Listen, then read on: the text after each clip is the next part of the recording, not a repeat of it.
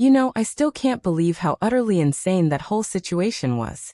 My family, wealthy beyond most people's wildest dreams, decided to go completely undercover at a public school. And not just any public school, a notoriously rough one in a totally different part of the city. I mean, who does that? We lived in a mansion, had private jets, a fleet of luxury cars, and suddenly, we were pretending to be, well, normal. Lower middle class, even. My parents thought it would teach my siblings and me some kind of valuable lesson about humility or understanding the real world. All I can tell you is it blew up in our faces in the most spectacular, cringeworthy, and ultimately, life-altering way imaginable.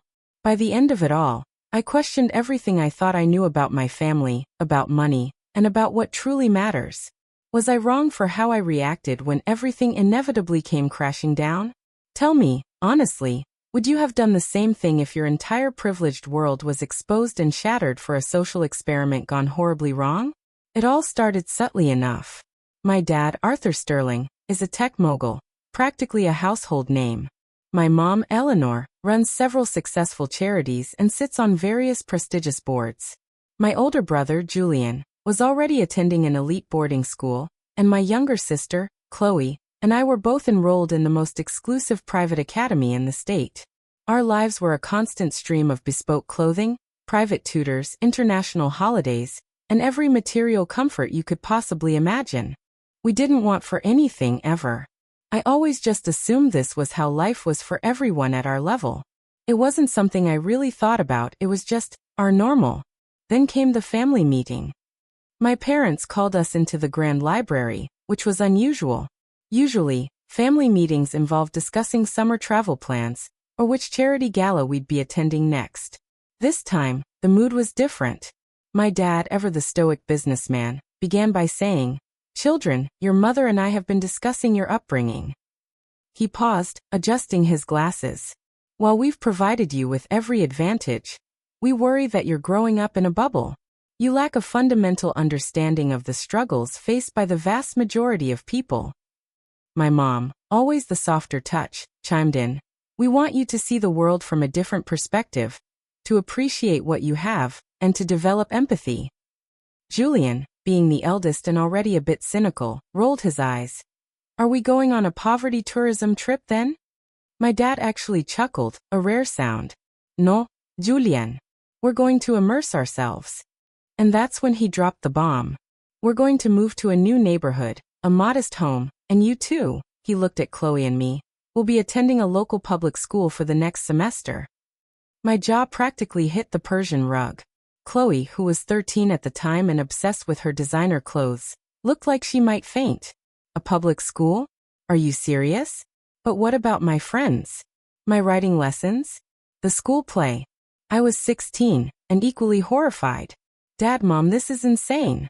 Our school has security, small class sizes, incredible resources. What kind of public school are we talking about?" My dad, with that maddeningly calm expression, explained that he'd already purchased a small, unassuming house in a neighborhood called Northwood. He'd even set up a new identity for himself, claiming he was a mid-level manager at a struggling construction company. My mom would be a part-time administrative assistant. Our last name would be changed to Smith. Smith. It felt like a bad sitcom plot. We were to tell no one, absolutely no one, about our true identities.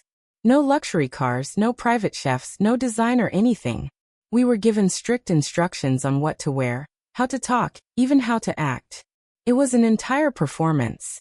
Chloe and I were furious. We argued, we pleaded, we even tried to stage a silent protest by refusing to eat dinner. It was useless. My parents were unyielding. This was happening. Moving into the Smith house was a jarring experience. It was tiny by our standards, with cramped rooms and cheap furniture. No sprawling gardens, no staff quarters, just a small patch of lawn. The neighborhood was bustling, full of kids playing in the street, music blaring from open windows, and the constant hum of city life. It was a stark contrast to our secluded estate. The first day at Northwood High School felt like stepping onto another planet. The building itself looked tired, with peeling paint and worn-out lockers. The hallways were chaotic, loud, and full of energy that felt completely alien. I remember walking in, clutching my generic backpack, feeling a wave of anxiety wash over me. My carefully selected undercover outfit, plain jeans, a simple t-shirt, and sneakers, felt like a costume. Chloe, bless her heart, tried to make her cheap clothes look fashionable, which just made her stand out more. We stuck together, two wide-eyed, clearly out-of-place teenagers. The sheer number of students was overwhelming. Our private school had maybe 200 kids in the entire upper school. Northwood had thousands. Our classes were huge, sometimes 30 or 40 students crammed into a room. The teachers seemed overworked and underpaid, doing their best with limited resources. I tried to blend in, to observe, to understand. It was harder than I thought. My vocabulary was different, my mannerisms were different, even the way I held myself was different. I realized how much of my identity was tied to my privilege, and without it, I felt incredibly vulnerable and exposed. Chloe struggled even more. She was used to being the center of attention, but here, she was just another face in the crowd, and a very awkward one at that. She missed her friends, her horses, her entire familiar life. She cried herself to sleep most nights, whispering about how much she hated this stupid experiment. I tried to be strong for her, but secretly, I was just as miserable. My parents, surprisingly, seemed to be thriving in their new roles. My dad, Mr. Smith, was working longer hours than ever, but he'd come home looking invigorated. He'd talk about the challenges of his construction job with a strange enthusiasm. My mom, Mrs. Smith, got involved in the local PTA, volunteered at the community center, and made friends with our neighbors. They genuinely seemed to be enjoying the novelty of it all, while Chloe and I felt like we were suffocating. I remember one particular incident vividly. During lunch, I went to buy something from the cafeteria, and my card got declined. It was an honest mistake. I'd forgotten to transfer funds to my allowance card, which was meant to mimic a modest budget. The cashier, a kindly older woman, looked at me with pity. "Honey, you all right? You look a bit pale." "Don't worry, it happens. Just let me know when you've got it." My face burned with embarrassment. A girl standing behind me, a senior named Maya who had a reputation for being tough but fair, stepped forward. "Here, I got her. Don't worry about it, Smith. Happens to the best of us." She paid for my lunch, a pre-packaged sandwich and an apple, which felt like a king's feast compared to my internal shame. I tried to protest, but she just waved me off. "It's nothing. Just pay it forward sometime." That small act of kindness from someone I had initially been intimidated by stuck with me.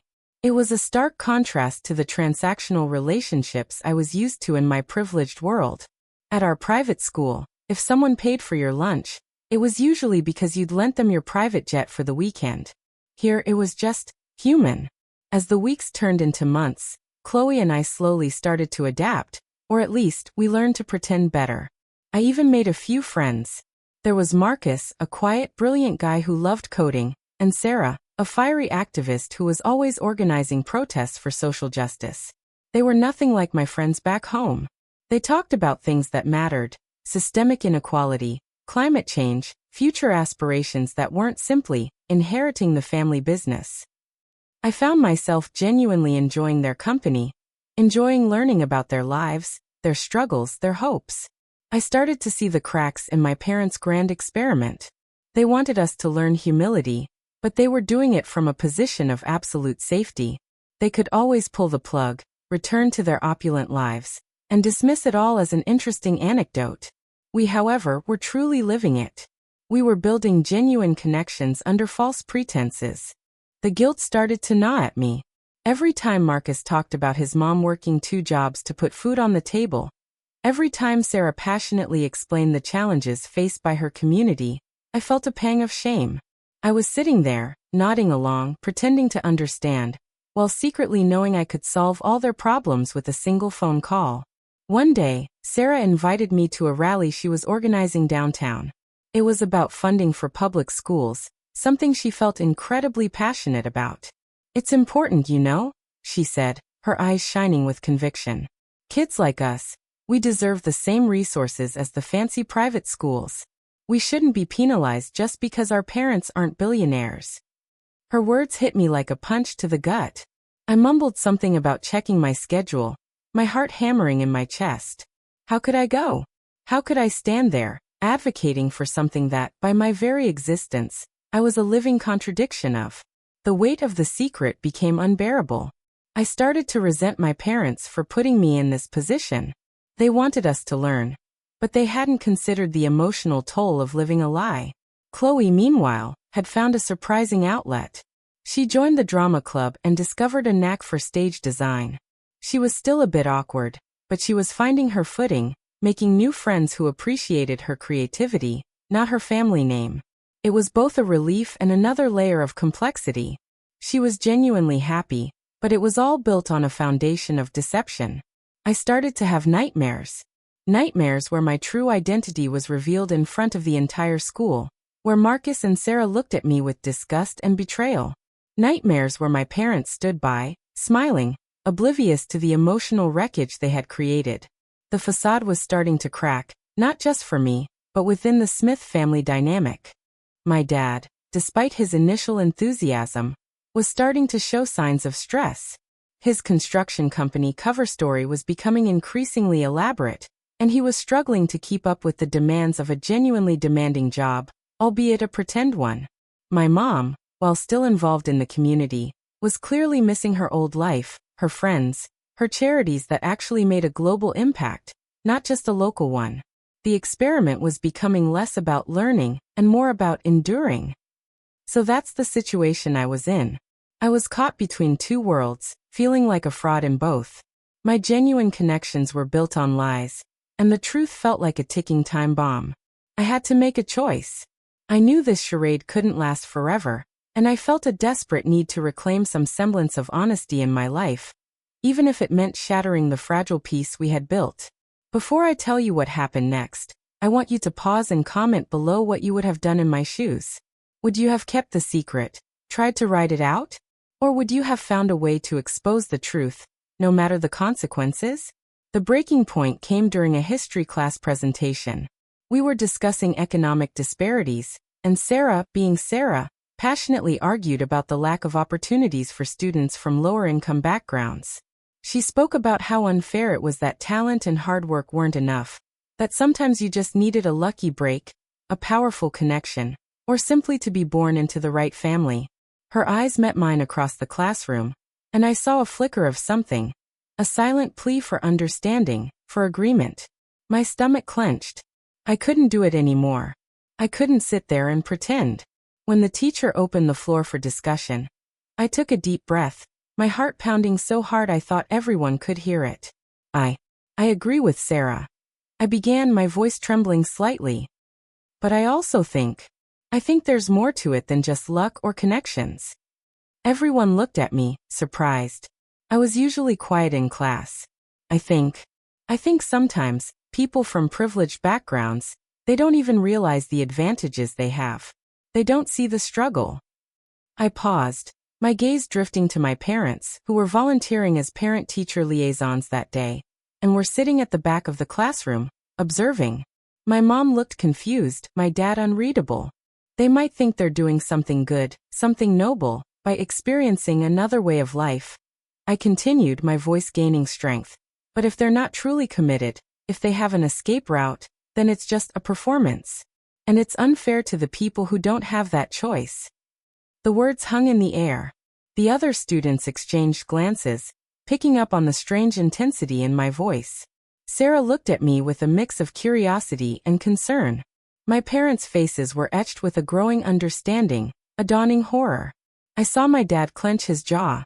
I had just outed us, not explicitly, but subtly enough for them to know I was talking about us.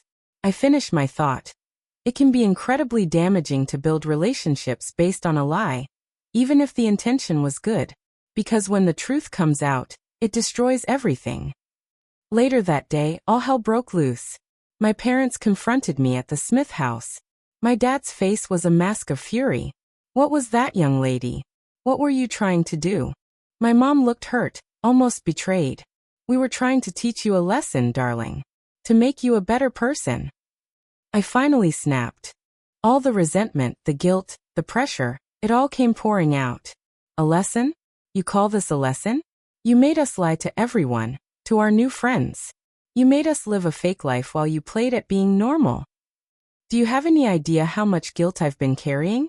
How much Chloe has cried? You wanted us to understand the real world. But you just created a fake one for us to inhabit, with a safety net you could pull at any moment. Chloe, who had been listening from her bedroom door, burst out crying. My dad's anger wavered, replaced by a flicker of something that looked like shame. We thought this was for your own good, my mom whispered, her eyes welling up.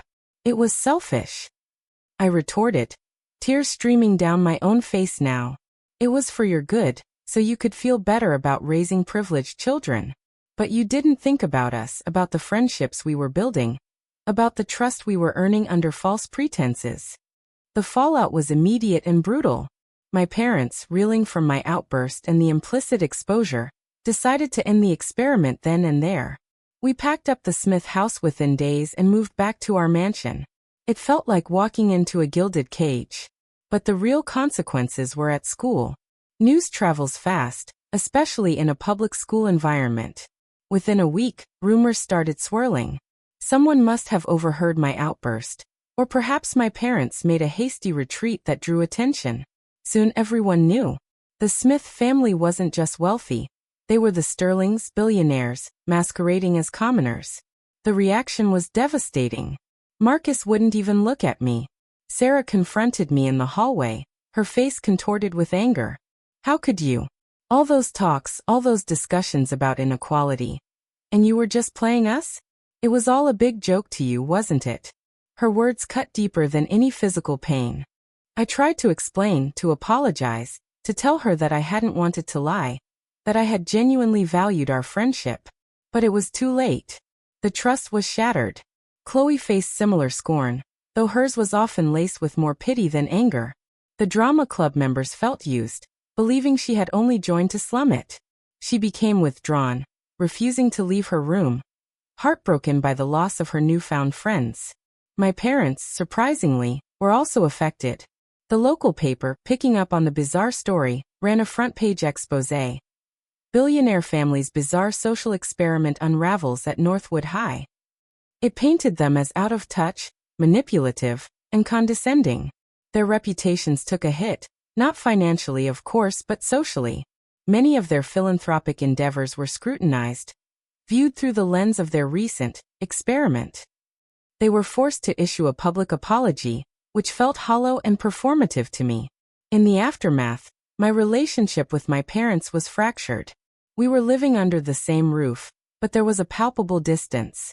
They realized the extent of the damage they had caused, not just to our reputations, but to our emotional well-being and, more importantly, to the genuine connections we had made. It forced a reckoning within our family.